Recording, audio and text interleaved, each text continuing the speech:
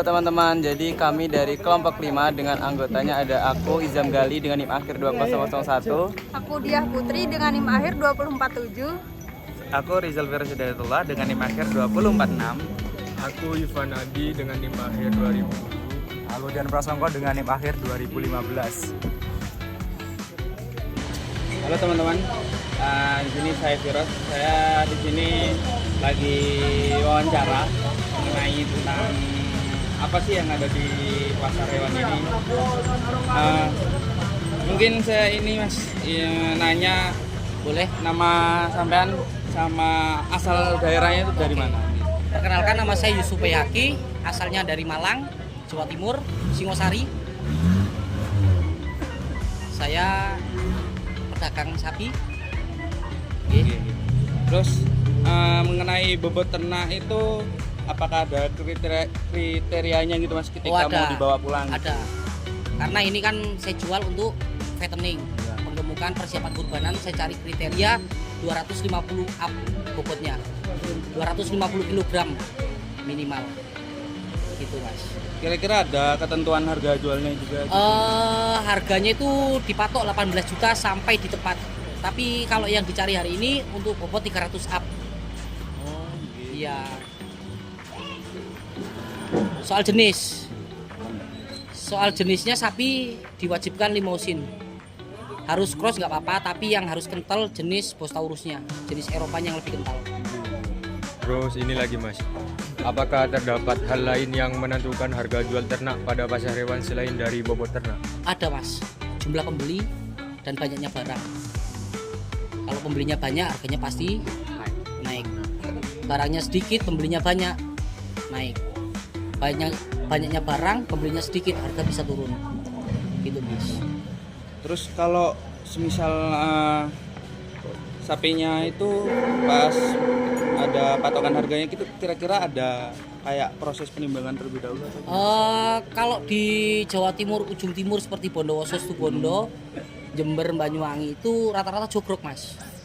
Kita hanya pakai tafsir. Kadang kita pakai alat yang namanya rondo, alat kita ukur itu. Kadang pakai itu. Yang lebih seringnya itu kita pakai TB Mas sekarang, tinggi badan. Oh iya. Kita ukur tinggi badan dari kaki sampai ke bumbanya. Terus ini lagi Mas, apakah terdapat pembeli yang melakukan pengukuran bobot ternak secara langsung pada saat akan membeli ternak? Jarang Mas. Itu tadi saya pakai rondo.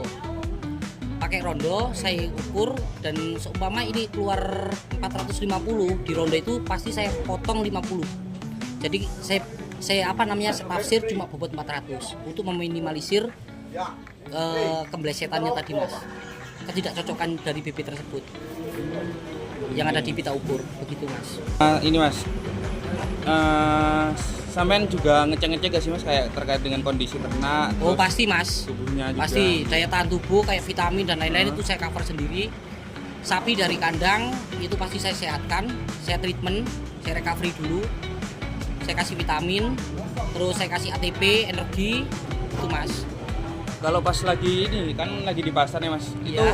sampean ngeceknya kayak gimana, kayak terkait kondisi Paling atau? kalau saya lihat sekarang di mulut, kuku, mulutnya kalau ada lesinya ya saya nggak berani beli, di kukunya kalau ada lesinya saya nggak berani beli, itu toh. Terus di buntut, kalau di buntut panas karena cuacanya panas, itu bukan jaminan buat saya, gitu Mas.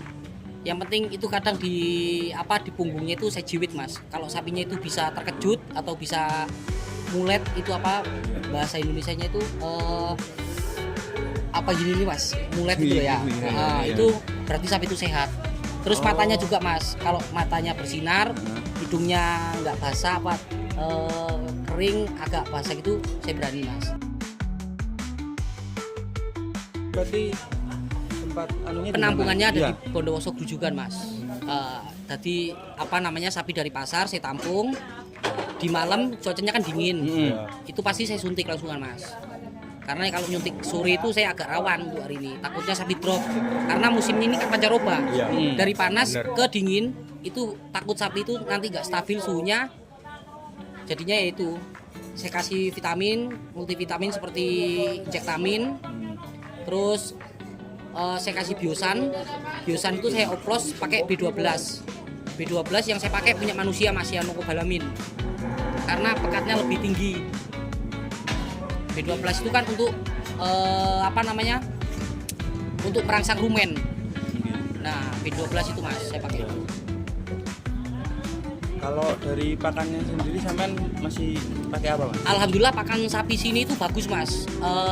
Kompensator rekrutnya bagus. Dari peternak itu pakannya sederhana, kayak jerami, terus ya jerami lah, belum kenal pakan penguat seperti konsentrat dan lain-lain. Jadi saya pakai full jerami biar di sana itu recovery-nya enak.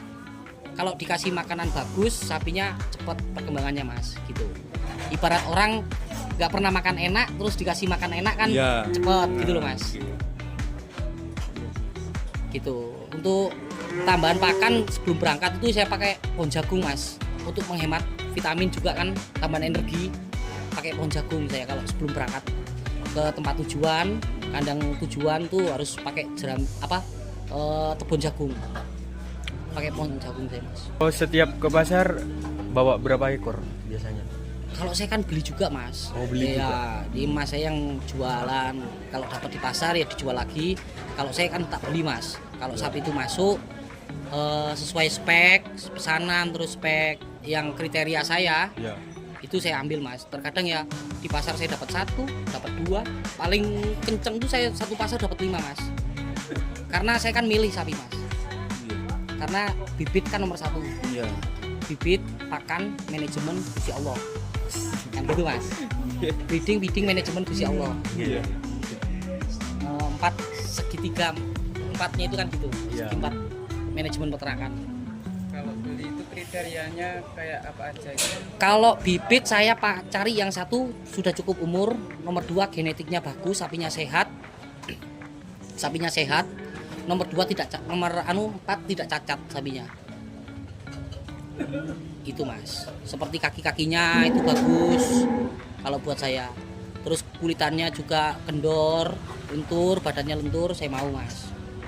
Terus dari jenisnya itu minimal harus ada bergenetik Eropanya sedikit-sedikit lah gitu loh Mas. Dari luar. Ya ada jenisnya dikit-dikit saya Mas. Berarti Mas ini sistemnya jual beli ya? Iya Mas, betul. Oke. Jadi ayo masuk, ambil, nggak masuk ke sana yang dijual lagi Mas di sini. Oke. Mungkin itu saja ya Mas dari kami dari mahasiswa UNED. Siap Mas. Selebihnya terima kasih sudah meluangkan waktunya untuk Sami-sami, Mas. diwawancarai. Siap Mas.